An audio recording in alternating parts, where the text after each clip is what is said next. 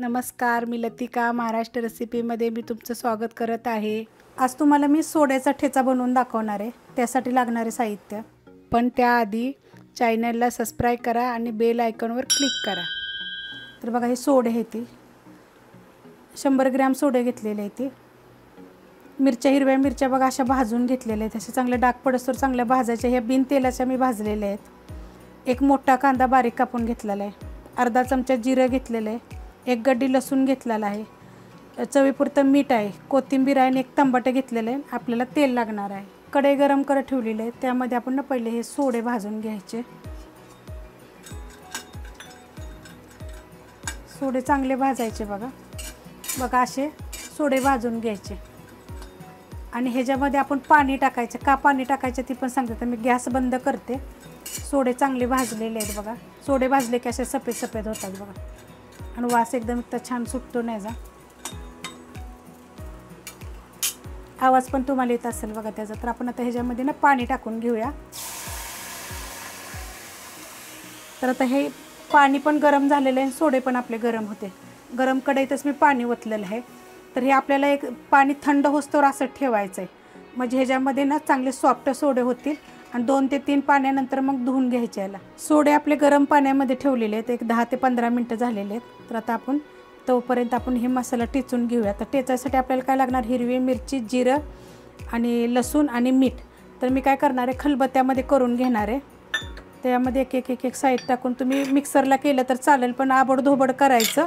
आणि ह्याच्यातच मीठ टाकणार आहे आणि थोडीशी कोथिंबीर, आणि हे आपण ना बारीक टिचून घेऊया।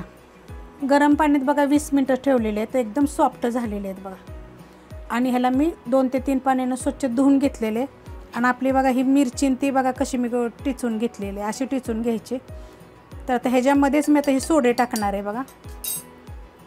ह्याच्यामध्ये सोडे टाकायचे आणि आपण ना चांगलं कुटून घ्यायचे बघा, आबडधोबड कुटायचे, म्हणजे त्यात पूर्ण अर्क उतरेल। मग मी तुम्हाला कुटल्यावरनं दाखवते बघा। असं बारीक कुटून घ्यायचं, म्हणजे जे सोडे आहेत ना ते बारीक झाले पाहिजे। ते तुम्ही मिक्सरला केलं तरी बघा असं आबडधोबड करून घ्यायचं, म्हणजे एक नंबर चवीला लागतं। तर आता चला आपण सुरुवात करूया। कढई गरम करत ठेवलेली आहे, त्याच्यामध्ये आपण तेल टाकून घ्यायचं आणि तेल चांगलं कडक गरम होऊन देऊया। तेल गरम करत ठेवलेलं आहे, त्याच्यामध्ये आता कांदा चांगला बघा, कांदा लालसर असा भाजायचा आपल्याला, म्हणजे न ठेचाना तुमचा एक 8 दिवस तरी राहील बघा। प्रवासाला गेलं, कुठं गेलं तरी खाल्ला तरी चालला। तर आपण हे टमाटर टाकणार आहे। जर टमाटर जर नाही टाकलं ना तर हा ठेचा 8 दिवस राहील, आणि टमाटर टाकलं ना तर 4 ते 5 दिवस तरी राहील। पण चांगल्यापणात भाजायचं एकदम चांगलं व्यवस्थित। तर आता आपण चांगला कांदा भाजून घेऊया। हा कांदा बघा असा भाजून घ्यायचा। आता हा कांदा असा भाजलेला आहे कलरनं। आता ह्याच्यामध्ये बघा एक बारीक आकाराचं टमाटर आहे, ते टाकून घेते। आणि ह्याच्यामध्ये थोडंसं मी मीठ टाकणार आहे, आणि टमाटर पूर्ण गळसतोवर आपल्याला चांगलं भाजायचं आहे, म्हणजे हा ठेचा आपला 4 ते 5 दिवस ह्या थंडीच्या दिवसात राहील। एकदम थोडंसं टाकायचं, कारण आपण मिरची बरोबर मीठ कुटलेलं आहे, त्यामुळं थोड्या प्रमाणात टाका तुम्ही। आता हे चांगलं गळसतोवर ना, एक जीव होस्तोवर ना मी ह्याला भाजून घेते चांगलं बघा। असं एक जीव झालं पाहिजे चांगलं।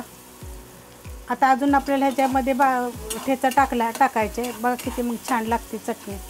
एकदम असं सॉफ्ट असं चांगलं परतून घ्यायचं तेलामध्ये।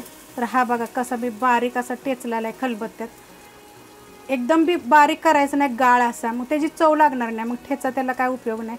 असं करायचा बघा, दरदर एकदम असा। तर ह्याच्यामध्येच कोथिंबीर टाका, आणि जर तुमच्याकडे 4 पानं पुदिन्याची असली तरी पण टाका बरं का, चव इतकी छान लागते। आता ह्याला पण चांगलं परतायचे, कारण ह्याला जर आपण जेवढं चांगलं परतेल ना तेवढ्या दिवस बघा हा जाईल, आणि चवीला बघा एक नंबर लागणार आहे।